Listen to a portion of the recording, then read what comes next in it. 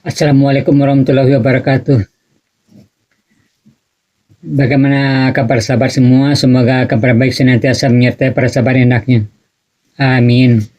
Kapanpun dari manapun para sahabat menyimak video saya ini, saya ucapkan selamat datang di channel Sebatas Menyampaikan. Pada kali ini ada sesuatu yang sangat mendesak untuk saya sampaikan, untuk saya bagikan para sahabat, yaitu soal mandi.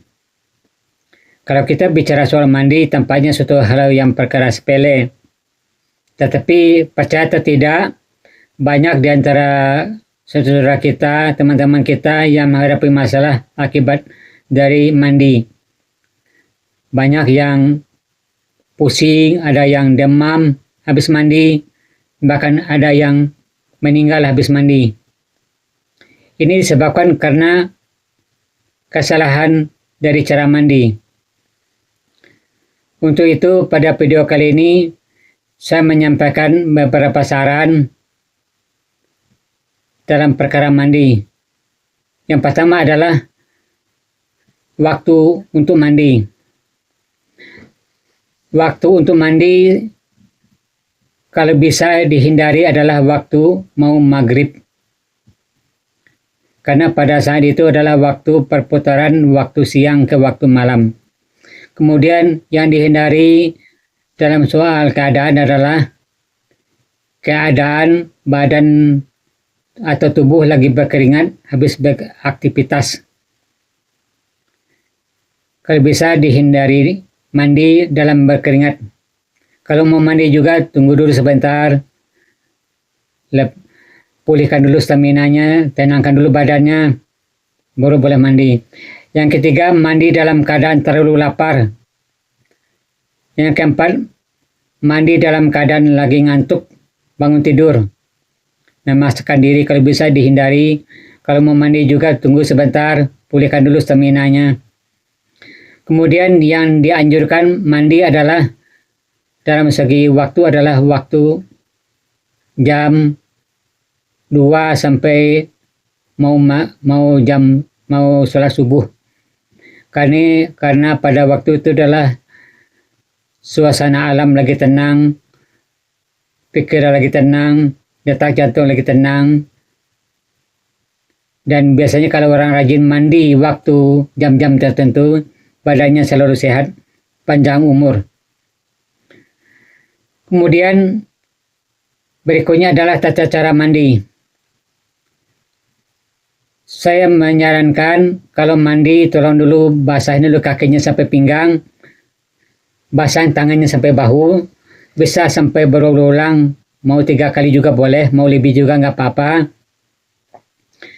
Alasannya kalau kita membasahi tangan sampai bahu, kaki sampai pinggang, maka hawa panas yang ada di tangan kita itu kan naik ke badan kita, langsung ke tenggorokan, biasanya keluarnya lewat sendawa atau lewat belakang kentut.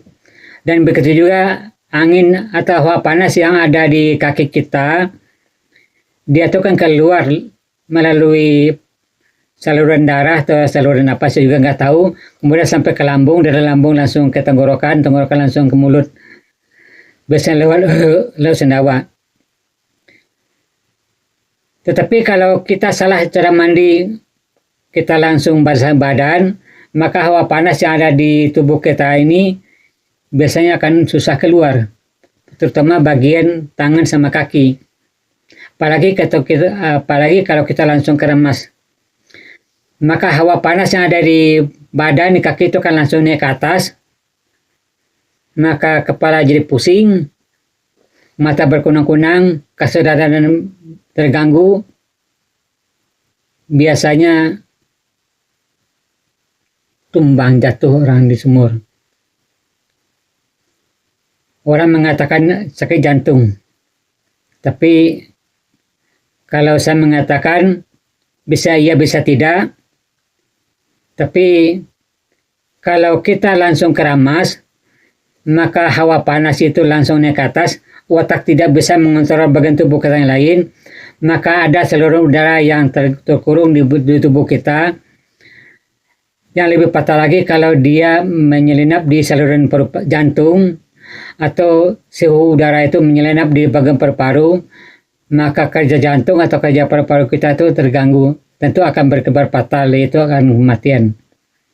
Tetapi kalau hal itu terjadi, angin itu menyelenap di tangan, biasanya tangan kita akan pegel atau encok, atau angin itu menyelenap di kaki kita, maka kaki kita akan pegal-pegal. Saran saya, coba ikuti cara mandi tadi. Insya Allah, ya namanya kalau yang punya mah insya Allah bisa cepat sembuh. Kalau yang batuk angin atau bronkitis istilahnya, insya Allah bisa cepat sembuh. Kemudian sejarah dengan itu saya menyampaikan sedikit, yaitu soal masuk angin. Kenapa istilah masuk angin? Kalau istilah kedokteran istilah masuk angin tidak ada, karena tubuh kita itu bukan ban motor.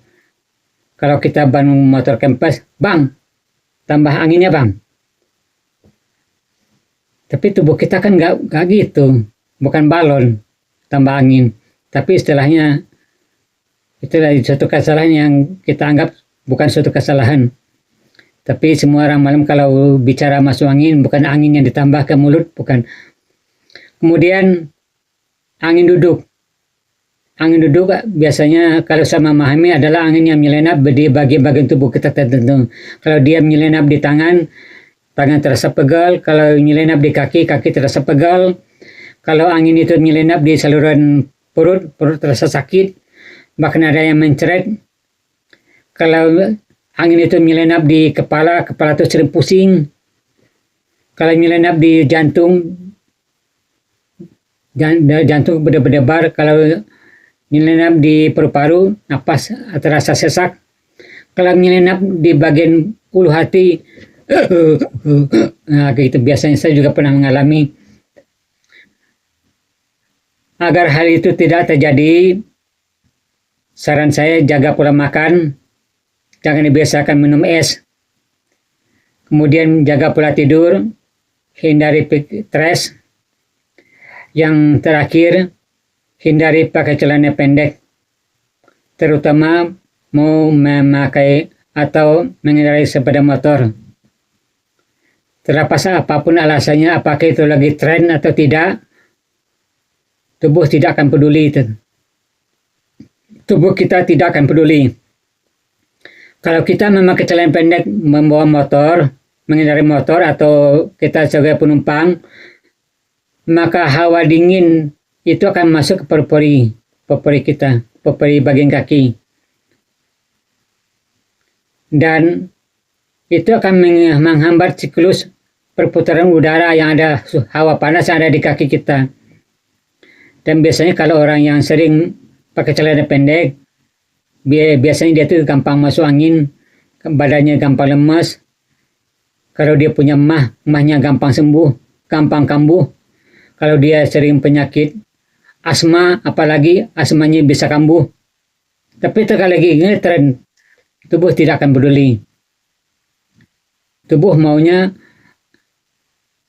kita mau menjaga badan kita, apa yang maunya tubuh, ikuti apa yang tidak maunya tubuh, kita hindari, insya Allah badan kita akan sehat.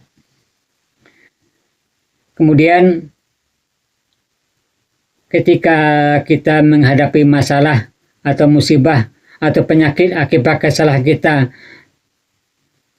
akibat ketidaktahuan kita, akibat kecerobohan kita, kemudian kita bermasalah, sakit atau kecelakaan atau apapun alasannya, ada yang mengatakan itu adalah takdir dari Allah.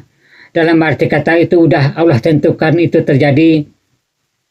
Bagaimana ada yang mengatakan itu adalah Allah menghendaki itu terjadi, silahkan, saya tidak sependapat.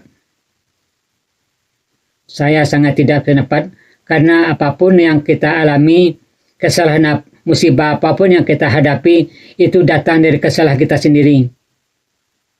Tapi kan udah catat oleh Allah sebelum kita lahir, ya.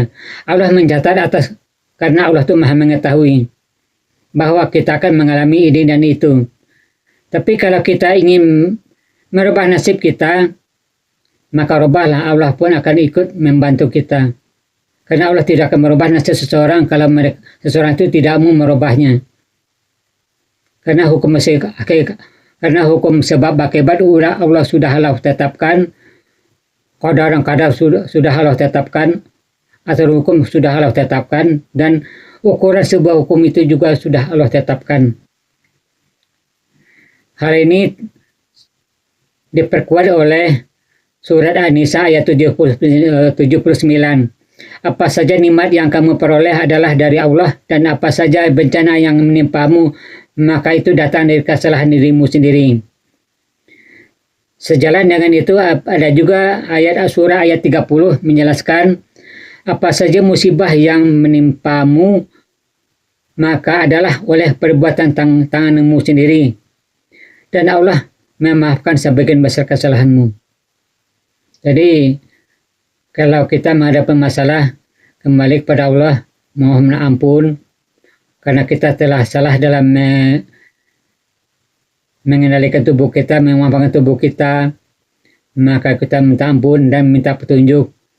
Tunjukilah hamba ya Allah, sebenarnya dalam masalah ini ya Allah, dalam masalah apapun, kita minta petunjuk pada Allah, ya tunjukilah hamba ya Allah dalam perkara ini ya Allah, sebenarnya Engkau telah menunjuk orang sebelum hamba ya Allah, itulah orang telah Engkau beri nikmat atas mereka ya Allah. Bukan jalan yang sesat ialah bukan pula jalan yang zalim ya Allah.